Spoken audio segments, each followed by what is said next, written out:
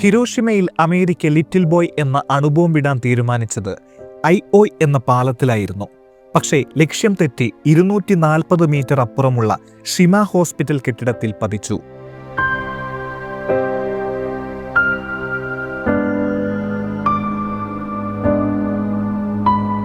ഹിരോഷിമയിലെ കെട്ടിടങ്ങളുടെ ഏകദേശം 92% കത്തിനശിച്ചു.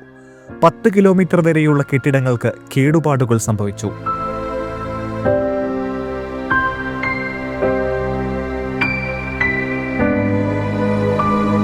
പൊട്ടിത്തെറിച്ച കേന്ദ്രത്തിൽ 4000 ഡിഗ്രി സെൽഷ്യസ് വരെയായിരുന്നു താപനില.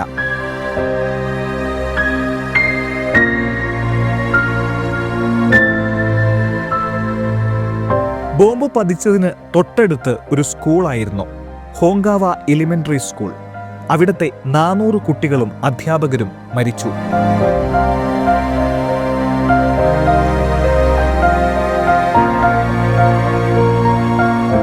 ബോംബാക്രമണത്തിൽ നിന്ന് രക്ഷപ്പെട്ടവരെ ഹിബാക്കുഷ എന്ന് വിളിച്ചു. ഈ ജപ്പാനീസ് പദത്തിന്റെ അർത്ഥം ആണവ ബോംബാക്രമണത്തിൽ നിന്ന് രക്ഷപ്പെട്ടവർ എന്നാണ്.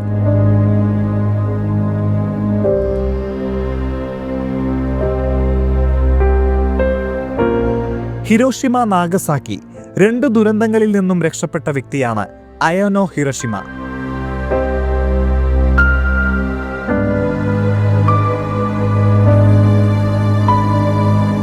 ഹിരോഷിമയിൽ നിന്ന് രക്ഷപ്പെട്ട 2 വയസ്സുകാരിയാണ് സദാക്കോ സസാക്കി. ഈ ബാലിക പിന്നീട് 1000 ഒറിഗാമി രൂപങ്ങൾ ഉണ്ടാക്കി. അത് സമാധാനത്തിന്റെയും പ്രതീക്ഷയുടെയും പ്രതീകമായി.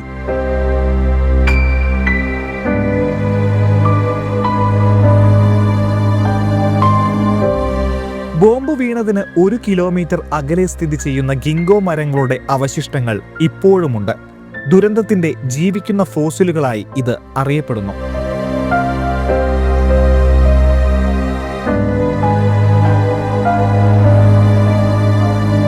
ദുരന്തഭൂമിയിൽ ആദ്യമായി വിരിഞ്ഞത് ഒരു ഓലിയാണ്ടർ പൂവായിരുന്നു.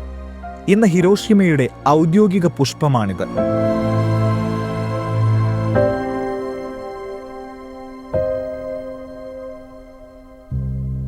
1964 മുതൽ ഹിരോഷിമ പീസ് മെമ്മോറിയൽ പാർക്കിൽ ഒരു സമാധാന ദീപം കത്തുന്നുണ്ട്. എന്ന് ലോകത്തെ മുഴുവൻ ആണവായുധങ്ങളും ഇല്ലാതാകുന്നുവോ അന്ന് ഈ ദീപം കെടുത്തും.